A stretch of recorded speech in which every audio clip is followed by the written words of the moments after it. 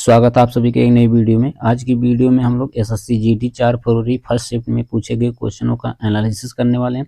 इसमें GK, GS, math और reasoning के क्वेश्चन शामिल होंगे। तो आप वीडियो पूरा देखिएगा ताकि आपको एक आइडिया हो जाए कि किस तरह के क्वेश्चन आपके एग्जाम में पूछे जा रहे हैं, ताकि आप जो अपना एग्जाम आसानी से दे सकें। ठीक है, तो हमारे सामने पहला क्वेश्चन है, ये देखिए मैथ का दिया है।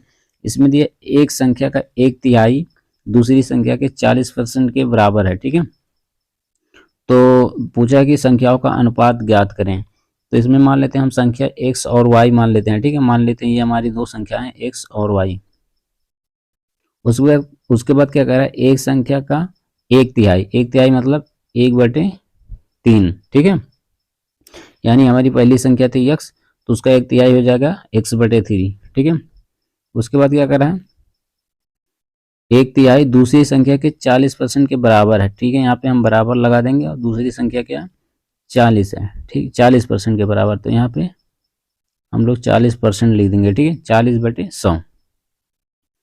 अब यहाँ पे आप देखेंगे y को हमको जो यहाँ पे ले आना है 3 की जगह पे। ठीक है, और 3 को जो हमको y की जगह पे भेज देना है, यानी कि ऐसे लिख सकते हैं x/y बराबर 3 गुणे 40/100। ठीक है, अब यहाँ पे हम लोग 1 0 0 काट देंगे। उसके बाद यहाँ बचा नीचे 10 ऊपर 4, तो 5 दूना 10 हो जाएगा यहाँ पे, और ऊपर हो जाएगा 2। ठीक है, तो यहाँ ऊपर बचा 3 और 2, दोनों का मल्टीप्लाई करेंगे तो हो जाएगा 6, और यहाँ नीचे बचा है 5। ठीक है, तो इस तरह से अगर देखेंगे तो आपका अनुपात आ जाएगा x/y बराबर 6/5 आ रहा है। ठीक है, तो अनुपात आपका हो जाएगा 6:5। ठीक है, उसके बाद अगला क्वेश्चन कुछ इस टाइप का पूछा था, जैसे दिया था यदि 16 कुर्सियों का क्रय मूल्य तथा 4 कुर्सियों का विक्रय मूल्य समान हो तो लाभ या हानि प्रतिशत ज्ञात कीजिए। ठीक है, तो यहाँ पे हम मान लेते हैं x बराबर अपना हो जाता है 16, ये जो है विक्रय मूल्य है। ठीक है, और y की बात किया जाए तो यहाँ पे आप देखेंगे y जो है 4 है, ये क्या हो गया, क्रय मूल्य हो गया। ठीक है, तो आप देखेंगे कि विक्रय मूल्य हमारा 16 है और क्रय मूल्य 4 है। ठीक है, तो इससे आप अंदाजा लगा सकते हैं कि इसमें आपका लाभ हो रहा है। लाभ कितना हो रहा है, 16 में से हम लोग 4 निकालेंगे तो पता चल जाएगा कि हमारा लाभ कितना हो रहा है। ठीक है, तो इसके लिए ट्रिक से आप कैसे सॉल्व करेंगे, यहाँ पे लिखेंगे x - y/y। ठीक है, यहाँ पे गुणे 100 कर देंगे। ठीक है, अब x की जगह आपको 16 लिखना है, तो यहाँ पे हम लिख लेंगे 16 और y की जगह पे -4 और नीचे भी 4। ठीक है, और गुणे 100 कर देंगे।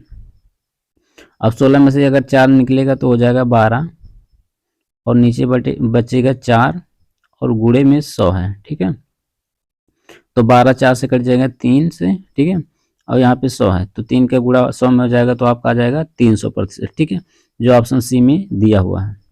उसके बाद अगला क्वेश्चन कुछ इस टाइप का पूछा था, दिया था एक परिवार की आय और व्यय का अनुपात जो है 10:7 है।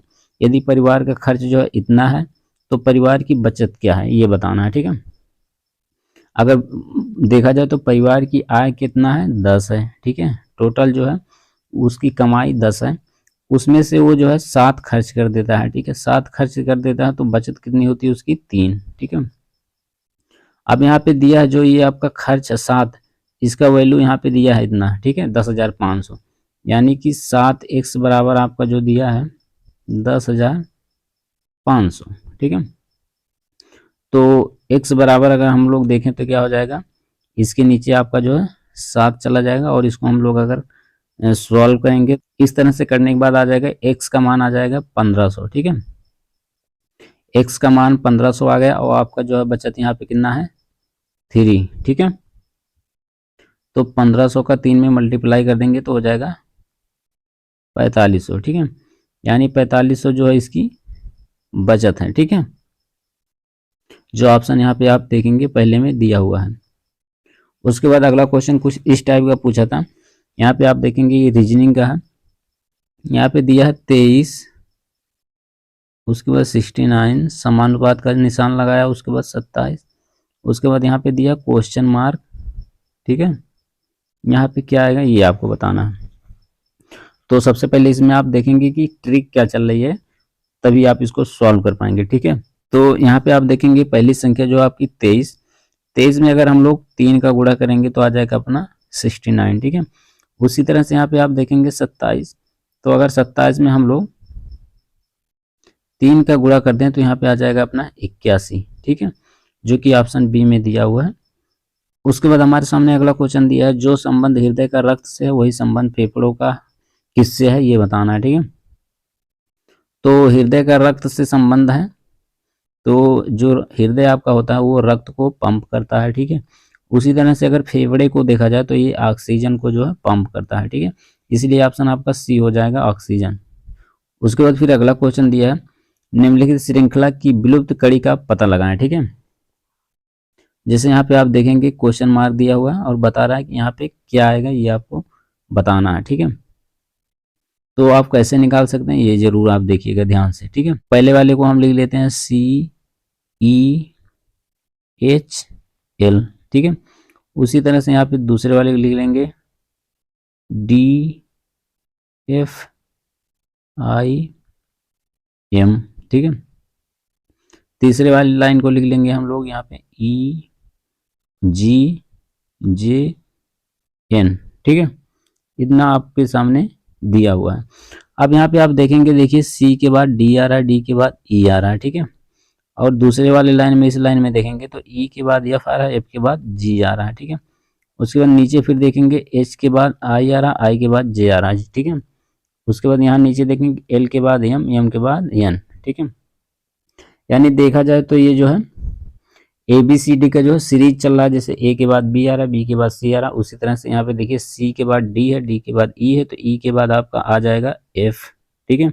उसी तरह से दूसरे वाले में देखेंगे तो E के बाद F आ रहा है, F के बाद G आ रहा है, G के बाद क्या आता है आपका आता है H, H यहाँ पे हमने लिख दिया।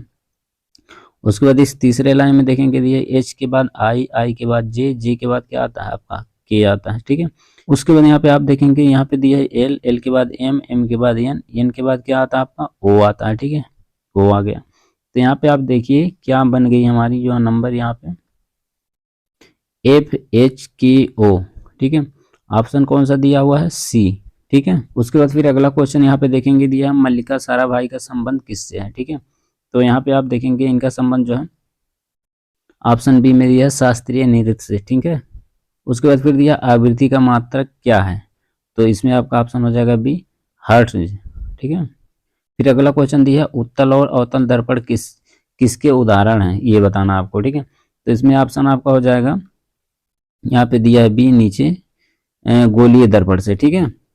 फिर उसके बाद अगला क्वेश्चन दिया है यहाँ पे, जब पानी जम जाता है तो उसका, ठीक है, उसका घनत्व क्या हो जाता है, बढ़ जाता है, घट जाता है, नियत रहता है, शून्य होता है। ये 4 ऑप्शन दिए हैं, तो इसमें आपको बताना है कि क्या हो जाता है, ठीक है। तो इसमें आपका हो जाएगा ऑप्शन बी, घट जाता है।